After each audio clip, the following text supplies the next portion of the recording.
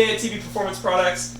I realize I've never given you guys kind of an update or an explanation of how bracing differs between different types of bracing or how they all interact together. So I finally gotten to sit down and give you guys a whole video about this. So we're going to start out with some with the obviously the most common and most well known, and that's a strut bar. I have here my Honda S2000 front strut bar. So the way that a strut bar works is the strut towers contain your spring perches and all that. Also has your shock dampeners, and as that sits there, the sheet metal on it gets loaded up. And so when that load occurs, you start having deflection of those towers, and that causes changes in alignment. Now this is the part that you're going to hear me talk a lot about, which is changes in alignment. That's the piece that's kind of the black art to chassis bracing. So basically, those changes that start to occur affect camber, toe, caster, as the towers start to shift under loading, which can happen under hard cornering, hard acceleration, and things like that. So a brace going across the top obviously connects both of those and allows it to have some more rigidity so that prevents the deflection from occurring. Now, there's different ways to do a strut bar, and there's different platforms that need strut bars and platforms that don't need strut bars. And so that's one of the things that I've realized I've never really communicated much about, which if you look at like my Honda S2000 or my Ford Focus ST, those have strut bars that I offer, whereas things like the Fiesta ST or the Scion TC don't necessarily get a front strut bar from me. And that's not from my line is in development or I haven't done it yet or something like that. It's actually a thought out approach to it, and that's my testing indicated that there was no gain to be had. And it's a very interesting feature of those cars. The Scion TC and the Fiesta ST, for instance, the A-pillar, so essentially where your front window and the whole roof system ties into the chassis, where that ties in comes directly down onto those strut towers. And what that does is that basically creates an entire system that's very, very strong. You see that a lot in newer cars as they're going on. And it's a quick way to save weight and increase rigidity of a car. So those cars, as I tested, they just didn't have any benefits from a strut bar. Obviously, there's a cosmetic improvement. Strut bars look good, but I'm not in the business of selling stuff that doesn't have an actual improvement to the chassis, so I just don't offer them. Whereas now the Focus ST, for instance, or the S2000 in this case, both of those vehicles, the strut towers aren't tied directly to those A-pillars. The Focus ST, while it's a newer car, the chassis dates back to the early 2000s with the Ford C chassis. And as such, a strut bar is an important and viable component to have on the car. In fact, the OEM actually includes one. It's a little wafer-thin one, but anyway, it's definitely worth upgrading. But it was so much of an issue that the OEMs actually implemented their own version, a cheap version, but nonetheless. So that's the most commonly understood chassis brace out there, but that system isn't universal to how all bracing works. There's other braces out there. For instance, my traction bar here is a 2-point. Obviously, I have a torque gusset, which is the 4-point version of this, which addresses some other issues. But these work off of tying into the lower control arms on the front. And on the front, your lower control arm, if you look at, take for instance Fiesta ST, a Focus ST, or Mazda Speed 3, where you see this type of lower control arm brace that I call a traction bar, where you see those, the control arms, if you look at it on a horizontal, it kind of comes up like this, and these pieces are just kind of floating up here where the LCA bolts into. And so this brace effectively attaches that and unifies those freestanding portions of the lower control arms. And what occurs there and why that brace is there is there's loading that's occurring especially under hard acceleration, but also under cornering. And those control arms actually start shifting a little bit this way and a little bit this way and a little bit of this movement. And so what you're getting is a change in alignment. And if you're familiar with ever setting up a race car for racing purposes, you'll understand how dramatic toe changes can be on a car. Everything from a 1/16 of an inch all the way out to a 1/4 inch of toe is massive difference on how the car drives and handles and responds. And so these changes in toe, they're dramatic in that they're happening with relative high frequency. The number of actual dimension that moves is probably about 1/16 of an inch to 1/8 of an inch. So it's not massive amounts of movement on the grand scheme of when you look at it, it's only 1/8 of an inch, it's not a big deal. But when you start factoring that into how your alignment is, an eighth inch is a huge difference, a huge deal, especially if that's changing dramatically over the period of a second or two. And so what that does is that creates instability in that front system of the car, which leads to wheel hop and torque steer. So that's why this brace reduces wheel hop and torque steer, is it's preventing those sudden changes in alignment. And then the torque gusset takes that another step further with the 4-point attachment, where it ties into the bushings, which is a separate type of bracing that we're working with. And that bracing is working with a thing called bushing deflection. So in the rear pickup point on the Fiesta ST and the Focus ST and the Mazda Speed 3, there's a bushing back there that is attached to the lower control arm. And that bushing is obviously a soft material, and it's made to be that way, but that allows movement and deflection.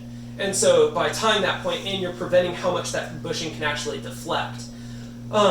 So that's basically your 2-point and 4-point lower control arm braces. Now, if we work to the rear of the car a little bit more, you have rear arm bars or rear traction bars. This is another, looks very similar to the front one, and in fact, it performs rather similarly too. These tie into the rear toe links of the rear suspension on the Mazda Speed 3, the Focus RS, Focus ST, and vehicles like that. And so what happens with those is in the back you have a multi-link suspension on most modern performance front-wheel drive cars. And that suspension has a link that's directly for toe. If you've ever purchased my toe links before, you know that they're adjustable, and that's how you can get a change in that portion of your alignment. So these braces bolt in up onto the pickup points in the subframe. And the subframe is a pretty stout piece, but the pickup points aren't exactly the strongest. And so what ends up happening is, again, you start getting that little minute deflection, 1/16 of an inch and 1/8 of an inch, somewhere around there. And that causes the back end of the car to feel rather floaty. You go around the corner, and the whole car kind of feels like it just kind of wants to continue rotating. And it's not rotation like you think of when you think of like an ideal situation where like a car rotates really well. This is the uncontrollable portion. And so so this will help limit that. And, it's not going to keep your car from sliding or rotating or whatever. It's just going to allow all of that to be done predictably, because the alignment of the rear wheels aren't shifting all the time. So it just adds a lot more confidence and reduces that floaty feeling that you get in the car. Then further back, we have rear strut bars, trunk braces, and what I call the booty boot camp. I don't know, always like that term. But anyway, so on those, some vehicles have a rear strut.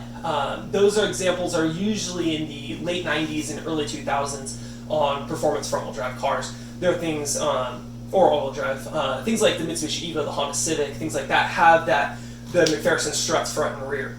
But and then about the mid-2000s, it was kind of found to not be the ideal situation, and so OEMs started producing things like the multi-link suspension. Ford has the control blade, for instance. Mazda has a very similar system to the control blade, just didn't give it that name. But it's that multi-link. So basically in the rear you have a spring that's divorced from the actual shock itself. So they're in separate positions. Usually the shock is inboard, or the spring is inboard and the shock is outboard. And so that all requires a different form of bracing. When you have a McPherson strut bar, front, rear, doesn't matter. That's the way to do it. It's very simple. The whole system is tied together. There's a strut tower. It all bolts in perfectly right there. But when you get to multi-link, things kind of become a little different. And I noticed like a lot of my competitors will make, for instance, for the Focus ST or the Fiesta ST or Speed 3, they'll make an actual bar that goes across the top of the shocks. I don't like that system. My testing has never really shown that to yield much, because the shock absorber portion of your suspension isn't really load bearing. It's actually the entire area where the spring perch is. So if you just tie the top of the shock, there's examples that aren't necessarily always true of this, but with the ones I've listed, the Fords and the Mazdas, you don't have that. So what you want is, you would like to have something like this, which ties into where the spring perch is. Rather than trying to go off the top of the shock, which is not load bearing and doesn't have much performance, you can gain a lot of improvement off of the spring. See, the spring is the load bearing portion of the system, and as such, that's the one that causes the most amount of deflection. And so the sheet metal on the side of your car, and the hatch, for instance, on all the cars I've listed, that area is part of the load bearing system. And so you would like to tie into those pieces with a brace like this that has 4 points or 2 points of connectivity. And that causes the hatch to have a more rigid shape. If you think about it as being a box, that box can move into various polygons. And so if you can keep that into that rigid shape, this is the ideal situation for preventing changes in how the alignment is on the rear of the car. So it's a little bit more of a complicated piece than the other ones, but it's important to note that if you don't have that strut system in the back, more than likely you're going to be based off of a multi-link and something that ties into the actual body of the car rather than into the top of the shock is your ideal situation. There are examples that deviate from that, like the Scion TC2, but that's a design and how that rear suspension is set up. Going even a bit more different on how the chassis is, front-wheel drive cars start to have connection points for the rear subframe, the front subframe, and the unibody of the car, right? Those are your three main constituents. You have on the front of the car, you have your crossmember, which is the girdle that supports the engine, that supports the transmission. And in the rear, you have the thing that holds the whole multi-link together, which is your rear subframe. And then you have the unibody, which is the main portion of the vehicle that you're used to working on. Now, where those points tie together is a weak spot. Obviously, if you tried to like glue two pieces of wood together like this is going to be your point that is the weakest, right? And that's where braces like my mid-chassis braces or my my crossmember braces come into play. And those, for instance, this is a Scion TC2. This bolts into the crossmember up here, and then this bolts into the unibody down here. And so that effectively reinforces that portion of the car. And what occurs there is it's not so much the alignment shift as much as it is a wallowing in the car. So this responds totally differently to the other braces that I've been explaining. On this one, you're dealing with the car as it's going through. If you're imagining your crossmember, your unibody, and your rear subframe, if you go into a corner hard, this can start to load up and this can actually bow and flex at that joint. And that's where you get a wallowing sensation. That's that, as you go through a corner and you're loaded up into it, you can kind of feel the car doing the like up and down, like kind of like you're on a boat motion. That's that wallowing that we're talking about there. And so that's how this brace performs. And so it really will tie the whole chassis together. It has a completely different feel. It's almost just a feel-based thing rather than a numerical, this is reducing this amount of deflection in the chassis. But as you can see, all those body braces have different functionalities and they don't all perform exactly the same. And there's even more so eccentric braces out there. So there's things like, this is my Breakmaster cylinder brace for the Focus ST. And this brace obviously doesn't look like all the other body braces. And what this is doing is this is going off of the Breakmaster cylinder itself and ties it back into the chassis and reinforces that whole connection. And in doing so, that allows the brakes to have better feedback. Basically what's occurring is as you press the brake, that Breakmaster starts to move and shift around because it's just tied into sheet metal. And so if you can give it more points of contact where that thing won't move as much, you have better modulation of the brakes. So this is bracing some sheet metal on the firewall to prevent that deflection from occurring. But obviously that's not going to affect anything with your alignment. And so every one of these braces has this different thing. It's alignment, it's the unibody connection, it's the brake system, but all of them are equally important. And so I've noticed a lot of customers that are like, well, what do I need for my car? And it's difficult to say. I usually give a little list, I'll include it in this video, of the orders of operations to purchase braces in. But it's not necessarily tied to what you need, it's more tied to the order in which you would need it. So there isn't a car that I've worked with that I don't feel could utilize every single brace I have, and that includes street vehicles or track vehicles. And that's not a sales gimmick to try and push more parts. I genuinely believe that. I have a strong belief in that everything I sell has to make an appreciable and noticeable difference to the customer. And if it doesn't do that, then I'm just not going to sell it. So if I offer it on my website, it's because no matter what discipline, whether you're just carving the canyons or enjoying some on-ramps and some stuff like that, or if you're going and taking it to the track, it doesn't really matter. All these parts are important, and they're important because of the differences that I explained. It's not like once you isolate one, the rest of the system is suddenly fine. That system needs to be, you know, the lower control arms and the deflection in that, the deflection in the camber up on the strut bar, the deflection in the wallowing that occurs in the cross member to unibody connection, the deflection inside the trunk. So all those things are all tied together, and they all need to be addressed individually.